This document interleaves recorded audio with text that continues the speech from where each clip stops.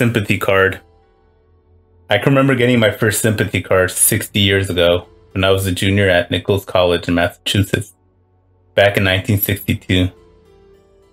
I was a 20-year-old finance and accounting major back then. My name was handwritten on the envelope in a slightly messy, scribbly fashion, as if a right-hand person tried to write my name and address with his or her left hand. The envelope appeared weathered with tarnished brown marks, creases, and slight tears as it floundered in the postal system for 20 years. I immediately thought it was a prank as soon as I opened it. It was a very generic Hallmark Sympathy card, offering me condolences on my loss. There was no return address on the envelope, and absolutely nothing was handwritten on the inside of the card. I do recall that the envelope had a 6-cent postage stamp affixed with the USPS ink stamp across it. I can remember shaking my head and chuckling while sitting on my dorm bed. I quickly went room to room down my dorm hallway, asking and or accusing my fellow classmates on who did this weird and morbid joke. April Fool's Day was a week before, so I thought maybe the card got lost in the mail. Everybody denied any part of the obvious prank. The card and envelope got tossed. Again, that was over 60 years ago, and I can remember it like it was yesterday. The very next day, my mother called me and informed me my grandfather, her dad, had passed away suddenly from a massive heart attack. I went home for a few days to attend the funeral service and spend time with my parents, siblings, and cousins. I totally dismissed the card that I received the day before as coincidental. So again, that was my first Sympathy card. Over the next 60 years, I would go on and receive probably 40 or so Sympathy cards, arriving at random intervals, no matter where I lived. It was the same type of nondescript generic Hallmark card with the same chicken scratch handwriting on the front. The envelope always looked old and faded with no return address, and nothing ever handwritten on the inside. It would always have the appropriate stamp glued to it, along with the USPS stamping across it, certifying that the post office received and delivered it. The inside of the card always had the typical 4 or 5 sentences written by a very creative and sensitive employee of Hallmark, telling me how sorry they felt for my loss. Weird, right? Okay, here's the kicker. The very next day after I received a condolence card, someone close to me would die. I quickly established that connection early after I received my second card at a different address, and then was informed that my Uncle Ernie passed the next day in a tragic automobile accident. I was 25 years old then.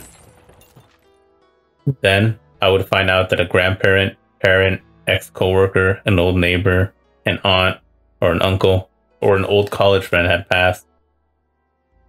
Once I reached my 60s, more close acquaintances and families would pass.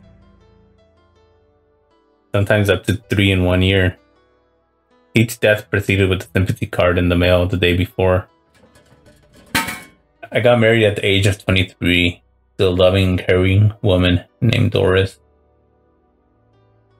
Kept this from her, our entire marriage, as I did not want to pull her into something I don't even understand myself.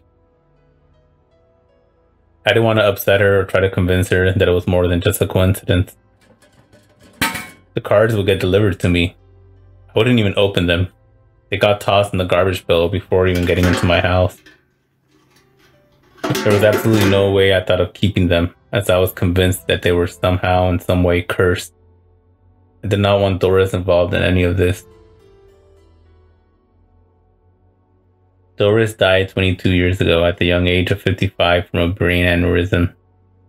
It happened so suddenly. She died at home in my arms, something I'll never forget.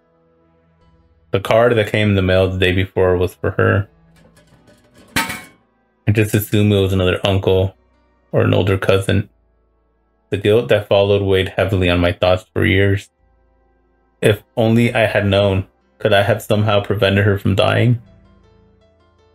Who knew she was gonna die? And why didn't they reach out to me?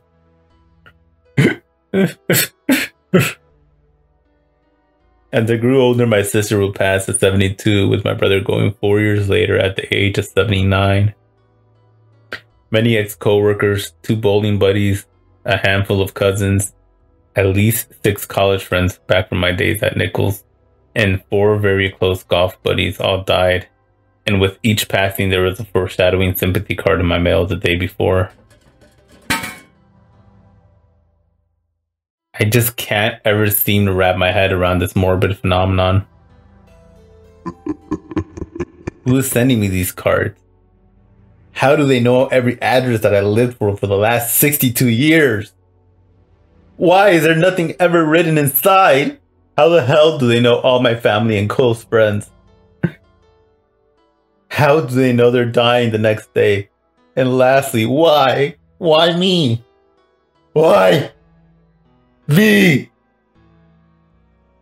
Now at my age, every time I receive a sympathy card, I praise not one of my adult children or my grandchildren. My children are in their 50s now with teenage children of their own. I've worried so much about them as they venture further out of the house, driving around with their teen friends, possibly involved in risky teenage behavior. No child or grandchild should ever die before the parent or grandparent. Nowadays, when I receive a card, I call both of my children the next morning to do a wellness check. I'll ask what they're doing that day and assess their risk level if they're going to be out in public or traveling somewhere by car or plane. I'll ask about my grandchildren too to make sure that they will be somewhere safe.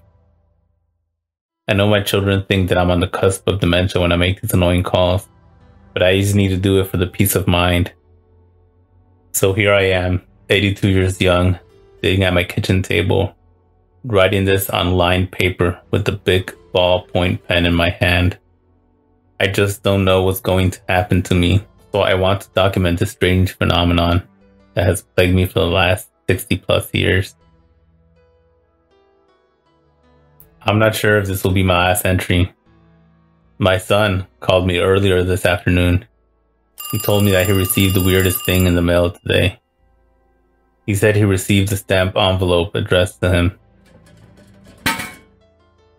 According to my son, handwriting looked like it could be a 4th grader that might have written it.